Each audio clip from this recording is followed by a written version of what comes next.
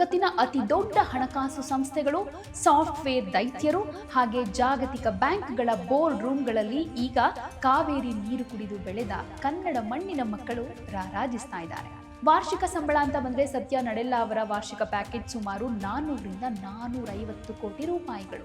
Hardware, cloud computing ಮತ್ತು consulting ಲೋಕದಲ್ಲೂ ಕೂಡ ಕನ್ನಡಿಗರದ್ದೇ ದರ್ಬಾರಿದೆ. ನಮಸ್ತೆ ಎಲ್ರಿಗೂ, ಇದು ಒನ್ ಇಂಡಿಯಾ ಕನ್ನಡ. ನಾನ್ ಪ್ರತಿಮಾ. ಫಾರ್ಚೂನ್ 500 ಕಂಪನೀಸ್, $1 ಬಿಲಿಯನ್ ಸಾಮ್ರಾಜ್ಯಗಳು, ಜಾಗತಿಕ ಆರ್ಥಿಕತೆಯನ್ನ ನಿಯಂತ್ರಿಸೋ ಸೂಪರ್ ಪವರ್ ಟೆಕ್ ದೈತ್ಯರು. ಇವುಗಳ ಹೆಸರು ಕೇಳಿದ ತಕ್ಷಣ ನಮಗೆ ನೆನಪಾಗೋದು ಅಮೆರಿಕದ ವಾಲ್ ಸ್ಟ್ರೀಟ್ ಅಥವಾ ಸಿಲಿಕಾನ್ ವ್ಯಾಲಿ. ಆದರೆ ನಿಮಗೆ ಗೊತ್ತಾ, ಜಗತ್ತಿನ ಅತಿ ದೊಡ್ಡ ಹಣಕಾಸು ಸಂಸ್ಥೆಗಳು, ಸಾಫ್ಟ್ವೇರ್ ದೈತ್ಯರು ಹಾಗೆ ಜಾಗತಿಕ ಬ್ಯಾಂಕ್ಗಳ ಬೋರ್ಡ್ ರೂಮ್ಗಳಲ್ಲಿ ಈಗ ಕಾವೇರಿ ನೀರು ಕುಡಿದು ಬೆಳೆದ ಕನ್ನಡ ಮಣ್ಣಿನ ಮಕ್ಕಳು ರಾರಾಜಿಸ್ತಾ ಇದ್ದಾರೆ. ಮಾಸ್ಟರ್ ಕಾರ್ಡ್ನಿಂದ ಹಿಡಿದು ಮೈಕ್ರೋಸಾಫ್ಟ್ ತನಕ, ಅಡೋಬ್ನಿಂದ ಹಿಡಿದು IBM ತನಕ ಜಗತ್ತಿನ ಟಾಪ್ ಎಕ್ಸಿಕ್ಯೂಟಿವ್ಸ್ ಕುರ್ಚಿಯಲ್ಲಿ ಕೂತಿರೋ ಈ ಕನ್ನಡಿಗರು ಜಾಗತಿಕ ಮಾರುಕಟ್ಟೆಯ ದಿಕ್ಕನ್ನೇ ಬದಲಾಯಿಸ್ತಾ ಇದ್ದಾರೆ.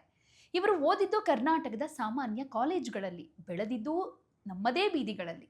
ಆದರೆ ಇಂದು ಇವರ ದಿನದ ಸಂಬಳ ಕೋಟಿಗಳಲ್ಲಿದೆ. ಇವತ್ತಿನ ನಮ್ಮ ಸ್ಪೆಷಲ್ ವಿಡಿಯೋದಲ್ಲಿ ಜಗತ್ತನ್ನ ಆಳ್ತಾ ಇರೋ ಆ ಟಾಪ್ ಕನ್ನಡಿಗ ನಾಯಕರು ಯಾರ್ಯಾರು, ಅವರ ಊರು ಯಾವುದು, ಹಿನ್ನೆಲೆ ಏನು, ಅವರ ಎಜುಕೇಷನ್ ಬ್ಯಾಕ್ಗ್ರೌಂಡ್ ಏನು, ಹಾಗೆ ಜಗತ್ತಿನಲ್ಲೇ ಅತಿ ಹೆಚ್ಚು ಸಂಬಳ ಪಡೆಯೋ ಕನ್ನಡಿಗ CEO ಯಾರು, ಇದೆಲ್ಲವನ್ನ ಕಂಪ್ಲೀಟ್ ಆಗಿ ಹೇಳ್ತೀವಿ. ಕೊನೆ ತನಕ ವಿಡಿಯೋ ನೋಡಿ. ಹಾಗೆ ನಮ್ಮ ಚಾನೆಲನ್ನು ಸಬ್ಸ್ಕ್ರೈಬ್ ಮಾಡಿಲ್ಲ ಅಂದರೆ ತಕ್ಷಣ ಸಬ್ಸ್ಕ್ರೈಬ್ ಮಾಡಿ.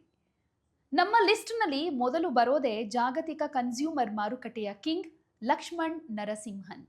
ಇತ್ತೀಚಿನ ತನಕ ಜಗತ್ತಿನ ಅತಿ ದೊಡ್ಡ ಕಾಫಿ ಚೈನ್ ಸ್ಟಾರ್ಬಕ್ಸ್ CEO ಆಗಿದ್ದ ಇವರು ಅದಕ್ಕೂ ಮುನ್ನ ಪೆಪ್ಸಿಕೋ ಹಾಗೆ ಮಾಸ್ಟರ್ ಕಾರ್ಡ್ನಂತಹ ಜಾಗತಿಕ ಸಂಸ್ಥೆಗಳಲ್ಲಿ ಉನ್ನತ ತಂತ್ರಜ್ಞಾನ ಹಾಗೆ ಕಾರ್ಯತಂತ್ರದ ಜವಾಬ್ದಾರಿಗಳನ್ನು ನಿಭಾಯಿಸಿದವರು. ಶೈಕ್ಷಣಿಕ ಹಿನ್ನೆಲೆ ಅಂತ ಬಂದರೆ ಪುಣೆಯ ಇಂಜಿನಿಯರಿಂಗ್ ಕಾಲೇಜಿನಲ್ಲಿ ಓದಿದ ಇವರು ನಂತರ ಜಗತ್ತಿನ ಪ್ರತಿಷ್ಠಿತ the Wharton school, university of ಪೆನ್ಸಿಲ್ವೇನಿಯಾನಿಂದ MBA ಪದವಿಯನ್ನು ಪಡೆದುಕೊಳ್ತಾರೆ. ವೃತ್ತಿ ಪ್ರಯಾಣ ಅಂತ ಹೇಳೋದಾದರೆ ಮೆಕಿನ್ಸಿಯಲ್ಲಿ ಬರೋಬ್ಬರಿ 19 ವರ್ಷಗಳ ಕಾಲ ಜಾಗತಿಕ ಸಲಹೆಗಾರರಾಗಿ ಕೆಲಸ ಮಾಡಿ ಪೆಪ್ಸಿಕೋದ ಚೀಫ್ ಕಮರ್ಷಿಯಲ್ ಆಫೀಸರ್ ಆಗಿ ಆಮೇಲೆ ಸ್ಟಾರ್ಬಕ್ಸ್ CEO ಹುದ್ದೆಗೇರಿದ್ರು.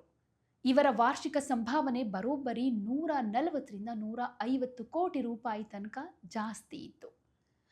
ಇನ್ನೊಂದು ಹೆಸರು ಸತ್ಯ ನಡೆಲ್ಲ. ಸತ್ಯ ನಡೆಲ್ಲ ಹೈದರಾಬಾದ್ನವರಲ್ವಾ ಅಂತ ನೀವು ಕೇಳಬಹುದು. ಎಸ್, ಅವರ ಜನನ ಹೈದರಾಬಾದ್ನಲ್ಲಾಗಿರಬಹುದು, ಆದರೆ ಅವರ ಇಂಜಿನಿಯರಿಂಗ್ ಶಿಕ್ಷಣದ ದಿನಗಳೆಲ್ಲ ಕಳೆದಿದ್ದು ನಮ್ಮ ಹೆಮ್ಮೆಯ ಕರಾವಳಿ ಕರ್ನಾಟಕದಲ್ಲಿ. ಉಡುಪಿ ಜಿಲ್ಲೆಯ ಮಣಿಪಾಲ್ ಇವರ ವೃತ್ತಿ ಬದುಕಿನ ಅಡಿಪಾಯ. ಶೈಕ್ಷಣಿಕ ಹಿನ್ನೆಲೆ ಅಂದರೆ ಮಣಿಪಾಲ್ ಇನ್ಸ್ಟಿಟ್ಯೂಟ್ ಆಫ್ ಟೆಕ್ನಾಲಜಿಯಿಂದ ಎಲೆಕ್ಟ್ರಿಕಲ್ ಇಂಜಿನಿಯರಿಂಗ್ ಪದವಿ ಪಡೆದ ಹೆಮ್ಮೆಯ ಕನ್ನಡಿಗ ವಿದ್ಯಾರ್ಥಿ ಇವರು. ವೃತ್ತಿ ಪ್ರಯಾಣ ಅಂತ ಬಂದರೆ 1992ರಲ್ಲಿ ಮೈಕ್ರೋಸಾಫ್ಟ್ ಸೇರಿದ ಇವರು 2014ರಲ್ಲಿ ಅದರ CEO ಆದರು. ಮುಳುಗ್ತಾ ಇದ್ದ ಮೈಕ್ರೋಸಾಫ್ಟ್ ಕಂಪನಿಯನ್ನ ಕ್ಲೌಡ್ ಕಂಪ್ಯೂಟಿಂಗ್ ಮತ್ತು AI ತಂತ್ರಜ್ಞಾನದ ಮೂಲಕ ಇಂದು ಜಗತ್ತಿನ ನಂಬರ್ 1 ಕಂಪನಿಯನ್ನಾಗಿ ಮಾಡಿದ್ದಾರೆ. ವಾರ್ಷಿಕ ಸಂಬಳ ಅಂತ ಬಂದರೆ ಸತ್ಯ ನಡೆಲ್ಲ ಅವರ ವಾರ್ಷಿಕ ಪ್ಯಾಕೇಜ್ ಸುಮಾರು 400ರಿಂದ 450 ಕೋಟಿ ರೂಪಾಯಿಗಳು. ಇನ್ನೊಂದು ಹೆಸರು ಶಂತನು ನಾರಾಯಣ್. ನಾವು ಬಳಸೋ ಫೋಟೋಶಾಪ್, PDF ರೀಡರ್ ಸಾಫ್ಟ್ವೇರ್ ತಯಾರಿಸೋ ಅಡೋಬ್ ಕಂಪನಿಯ ಸಾರಥಿ ಶಂತನು ನಾರಾಯಣ್. ಇವರ ಹೆಂಡತಿ ರೇಣುಕಾ ಅವರು ಬೆಂಗಳೂರಿನವರಾಗಿದ್ದು ಇವರಿಗೂ ಕರ್ನಾಟಕದೊಂದಿಗೆ ಅತ್ಯಂತ ನಿಕಟ ಸಂಬಂಧ ಇದೆ. ಹೈದರಾಬಾದ್ನ ಉಸ್ಮಾನಿಯಾ ವಿಶ್ವವಿದ್ಯಾಲಯದ ನಂತರ ಅಮೆರಿಕದಲ್ಲಿ ಉನ್ನತ ಶಿಕ್ಷಣ ಪಡೆದ ಇವರು ಭಾರತೀಯ ಮೂಲದ ಅತ್ಯಂತ ದೀರ್ಘಾವಧಿ CEOಗಳಲ್ಲಿ ಒಬ್ಬರು. ಇವರ ವಾರ್ಷಿಕ ಸಂಬಳ ಅಂದರೆ ಅಡೋಬನ್ನ ಕ್ಲೌಡ್ ಮಾಡೆಲ್ಗೆ ಬದಲಾಯಿಸಿ ಕಂಪನಿಯ ಮೌಲ್ಯವನ್ನು 100 ಪಟ್ಟು ಹೆಚ್ಚಿಸಿದ ಇವರ ವಾರ್ಷಿಕ ಸಂಬಳ ಬರೋಬ್ಬರಿ 350 ಕೋಟಿ ರೂಪಾಯಿಗಳು. ಈಗ ಜಾಗತಿಕ ಮಟ್ಟದಲ್ಲಿ IT ರೆವಲ್ಯೂಷನ್ ಸ್ಟಾರ್ಟ್ ಮಾಡಿದ ನಮ್ಮ ಸ್ವಂತ ಮಣ್ಣಿನ ಕಂಪನಿಗಳ ಬಗ್ಗೆ ಹೇಳೋದಾದರೆ ಬೆಂಗಳೂರಿನ ಹೆಮ್ಮೆಯ ಗುರುತುಗಳಾದ ಇನ್ಫೋಸಿಸ್ ಹಾಗೆ ವಿಪ್ರೋ.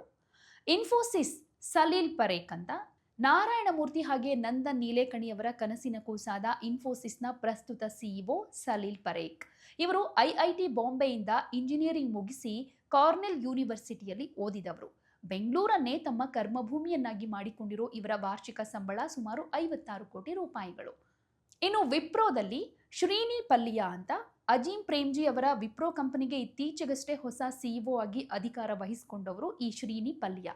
ಇವರು ಬರೋಬ್ಬರಿ 32 ವರ್ಷಗಳಿಂದ ವಿಪ್ರೋನಲ್ಲೇ ಇದ್ದಾರೆ. ಇನ್ನು ಶೈಕ್ಷಣಿಕ ಹಿನ್ನೆಲೆ ಅಂತ ಬಂದರೆ ಇವರು ಓದಿದ್ದು ನಮ್ಮ ಹೆಮ್ಮೆಯ ಬೆಂಗಳೂರಿನ IISc ಅಂದರೆ ಇಂಡಿಯನ್ ಇನ್ಸ್ಟಿಟ್ಯೂಟ್ ಆಫ್ ಸೈನ್ಸ್ನಲ್ಲಿ. ಅಲ್ಲಿಂದ MTech ಪದವಿಯನ್ನು ಪಡ್ಕೊಂಡ್ರು. ಇವರ ವಾರ್ಷಿಕ ಸಂಬಳ ಸರಿಸುಮಾರು 50 ಕೋಟಿ ರೂಪಾಯಿಗಳ ಆಸುಪಾಸು. ಹಾಗೆ ಕಥೆ ಇಲ್ಲಿಗೆ ಮುಗಿಯೋದಿಲ್ಲ. ಹಾರ್ಡ್ವೇರ್, ಕ್ಲೌಡ್ ಕಂಪ್ಯೂಟಿಂಗ್ ಮತ್ತು ಕನ್ಸಲ್ಟಿಂಗ್ ಲೋಕದಲ್ಲೂ ಕೂಡ ಕನ್ನಡಿಗರದ್ದೇ ದರ್ಬಾರಿದೆ. ಅದನ್ನ ಹೇಳೋದಾದ್ರೆ ಅಲ್ಲಿ ನೆನಪಾಗೋ ಹೆಸರು ಅರವಿಂದ್ ಕೃಷ್ಣ ಅಂತ. ಕಂಪ್ಯೂಟರ್ ಲೋಕದ ಪಿತಾಮಹ ಅನ್ನಿಸ್ಕೊಂಡಿರೋ IBM ಕಂಪನಿಯ ಜಾಗತಿಕ CEO ಅರವಿಂದ್ ಕೃಷ್ಣ. ಇವರ ಮೂಲ ಹಳೆ ಮೈಸೂರು ಪ್ರಾಂತ್ಯ ಹಾಗೆ ಬೆಂಗಳೂರು. ಶೈಕ್ಷಣಿಕ ಹಿನ್ನೆಲೆ ಅಂತ ಬಂದರೆ IIT ಕಾನ್ಪುರದ ಹಳೆ ವಿದ್ಯಾರ್ಥಿ ಇವರು. ಸಾಧನೆಯಂತೂ IBM ಕಂಪನಿಯನ್ನ ಕೃತಕ ಬುದ್ಧಿಮತ್ತೆ ಹಾಗೆ ಕ್ವಾಂಟಮ್ ಕಂಪ್ಯೂಟಿಂಗ್ ಯುಗಕ್ಕೆ ಮುನ್ನಡೆಸ್ತಾ ಇರೋ ಇವರ ವಾರ್ಷಿಕ ಸಂಬಳ 250 ಕೋಟಿ ರೂಪಾಯಿಗಳು. ಕ್ಯಾಪ್ ಜೆಮಿನಿ ಹಾಗೆ ABB. ಫ್ರಾನ್ಸ್ ಮೂಲದ ಜಾಗತಿಕ IT ದೈತ್ಯ ಕ್ಯಾಪ್ ಜೆಮಿನಿ ಹಾಗೆ ಸ್ವಿಟ್ಜರ್ಲ್ಯಾಂಡ್ ಮೂಲದ ಹೆವಿ ಇಂಜಿನಿಯರಿಂಗ್ ಕಂಪನಿ ABBಯ ಭಾರತೀಯ ಹಾಗೂ ಜಾಗತಿಕ ಉನ್ನತ ನಿರ್ವಹಣಾ ಮಂಡಳಿಗಳಲ್ಲಿ ನಮ್ಮ ಕರ್ನಾಟಕದ RV ಇಂಜಿನಿಯರಿಂಗ್ ಕಾಲೇಜು ಹಾಗೆ BMS ಕಾಲೇಜು ವಿದ್ಯಾರ್ಥಿಗಳು ವೈಸ್ ಪ್ರೆಸಿಡೆಂಟ್ ಹಾಗೂ ರೀಜನಲ್ ಹೆಡ್ಸ್ ಆಗಿ ಕಾರ್ಯ ಕೆಲಸ ಮಾಡ್ತಿದ್ದಾರೆ. ಇವರ ಸಂಬಳ ಕೂಡ ವರ್ಷಕ್ಕೆ 20 ರಿಂದ 40 ಕೋಟಿ ರೂಪಾಯಿಗಳಷ್ಟಿರುತ್ತೆ. ಈಗ ನೀವೆಲ್ಲರೂ ಕಾಯ್ತಾ ಇರೋದು ಒಂದು ವಿಚಾರ, ಆ $1 ಮಿಲಿಯನ್ ಪ್ರಶ್ನೆಗೆ ಉತ್ತರ ಹೇಳೋ ಸಮಯ. ಏನ್ ಗೊತ್ತಾ? ಜಾಗತಿಕ ಕನ್ನಡಿಗ CEOಗಳಲ್ಲಿ ಅತಿ ಹೆಚ್ಚು ಸಂಬಳ ಪಡೆಯೋ CEO ಯಾರು ಅನ್ನೋದನ್ನ ತಿಳ್ಕೊಳ್ಳೋದು. ಎಸ್, ಆ ಹೆಮ್ಮೆಯ ಕಿರೀಟ ಸಿಗೋದು ಮೈಕ್ರೋಸಾಫ್ಟ್ನ ಸತ್ಯ ನಡೆಲ್ಲಾ ಅವರಿಗೆ. ಅವರ ವಾರ್ಷಿಕ ಗಳಿಕೆನೆ ಬರೋಬ್ಬರಿ $54 ಮಿಲಿಯನ್ ಹೆಚ್ಚು, ಅಂದರೆ ಭಾರತೀಯ ರೂಪಾಯಿಗಳಲ್ಲಿ ಸುಮಾರು 450 ಕೋಟಿ ರೂಪಾಯಿಗಳು. ಅಂದರೆ ಇವರ ಒಂದು ದಿನದ ಸಂಬಳ ಸರಿಸುಮಾರು 1 ಕೋಟಿಗೂ ಹೆಚ್ಚು. ಇವರ ನಂತರದ ಸ್ಥಾನದಲ್ಲಿ ಅಡೋಬ್ನ ಶಂತನು ನಾರಾಯಣ್, ಇವರಿಗೆ ಸಿಗೋದು 350 ಕೋಟಿ ರೂಪಾಯಿ. ಇನ್ನು ಜಗತ್ತಿನ ಅತ್ಯಂತ ಪ್ರತಿಷ್ಠಿತ ಮ್ಯಾಗಝಿನ್ ಫೋರ್ಬ್ಸ್ ಪ್ರತಿ ವರ್ಷ ಬಿಡುಗಡೆ ಮಾಡುವಂತಹ ಟಾಪ್ 100 ಮೋಸ್ಟ್ ಪವರ್ಫುಲ್ ಪೀಪಲ್ ಈ ಸ್ಥಾನದಲ್ಲಿ ಸ್ಥಾನ ಪಡೆದಿರೋ ಕನ್ನಡಿಗ ಯಾರು ಗೊತ್ತಾ? ಅವರೇ ನಮ್ಮ ಹೆಮ್ಮೆಯ ಸುಧಾಮೂರ್ತಿ ಹಾಗೆ ನಂದನ್ ನೀಲೇಕಣಿ.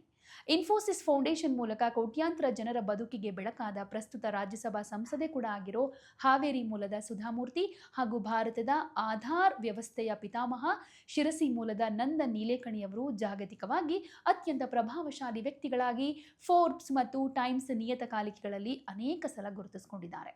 ಇವರ ಜೊತೆಗೆ ಬಯೋಕಾನ್ ಸಂಸ್ಥೆಯ ಕಿರಣ್ ಮಜುಮ್ದಾರ್ ಶಾ ಕೂಡ ಬೆಂಗಳೂರಿನಿಂದ ಜಾಗತಿಕ ಮಟ್ಟದ ಅತ್ಯಂತ ಪ್ರಭಾವಶಾಲಿ ಮಹಿಳೆಯರ ಪಟ್ಟಿಯಲ್ಲಿ ಸ್ಥಾನ ಪಡ್ಕೊಂಡಿದ್ದಾರೆ. ವೀಕ್ಷಕರೇ, ಈ ವಿಡಿಯೋ ನೋಡಿದ ಮೇಲೆ ನಿಮಗೊಂದು ಸತ್ಯ ಗೊತ್ತಾಗಿರಬೇಕು. ಕನ್ನಡಿಗರು ಕೇವಲ ಸಾಫ್ಟ್ವೇರ್ ಬರೆಯೋ ಕೂಲಿಗಳು ಮಾತ್ರ ಅಲ್ಲ, ಅವರು ಜಗತ್ತಿನ ಅತಿ ದೊಡ್ಡ ಕಾರ್ಪೊರೇಟ್ ಸಾಮ್ರಾಜ್ಯವನ್ನು ಮುನ್ನಡೆಸೋ ದಕ್ಷ ಸೇನಾಧಿಪತಿಗಳು ಅಂತ. ಬೆಂಗಳೂರು, ಮೈಸೂರು, ಮಂಗಳೂರು, ಹುಬ್ಬಳ್ಳಿ, ಹಾಸನದಂತಹ ಊರುಗಳಿಂದ ಹೊರಟು ನಮ್ಮದೇ ರಾಜ್ಯದ ಸಾಮಾನ್ಯ ಇಂಜಿನಿಯರಿಂಗ್ ಕಾಲೇಜ್ಗಳಲ್ಲಿ ಓದಿ ಈಗ ಜಗತ್ತಿನ ಮಾರುಕಟ್ಟೆಯನ್ನು ನಿಯಂತ್ರಣ ಮಾಡ್ತಾ ಇರೋ ಈ ಸಾಧಕರ ಕಥೆ ನಮ್ಮ ಮುಂದಿನ ಪೀಳಿಗೆಗೆ ದೊಡ್ಡ ಇನ್ಸ್ಪಿರೇಷನ್ ಅಲ್ವಾ? ನಿಮಗೆ ಇಷ್ಟು CEOಗಳಲ್ಲಿ ಯಾರ ಜರ್ನಿ ಅತ್ಯಂತ ಇಷ್ಟ ಆಗುತ್ತೆ ಅನ್ನೋದನ್ನ ಕಮೆಂಟ್ ಮೂಲಕ ತಿಳಿಸಿ. ನಮಸ್ಕಾರ. ಯಾವುದೇ ಸುದ್ದಿಯ ಅಪ್ಡೇಟ್ ಅನ್ನ ಮಿಸ್ ಮಾಡ್ಕೊಳ್ಬಾರ್ದು ಅಂದ್ರೆ ಈಗಲೇ ಒನ್ ಇಂಡಿಯಾವನ್ನ ಸಬ್ಸ್ಕ್ರೈಬ್ ಮಾಡಿ. ನಿಮಗೆ ಬೇಕಾದ ಭಾಷೆಯಲ್ಲಿ ಎಲ್ಲಾ ಸುದ್ದಿ ತಿಳಿಬೇಕು ಅಂದ್ರೆ ಒನ್ ಇಂಡಿಯಾ ಆಪ್ ಅನ್ನ ಡೌನ್ಲೋಡ್ ಮಾಡ್ಕೊಳ್ಳಿ.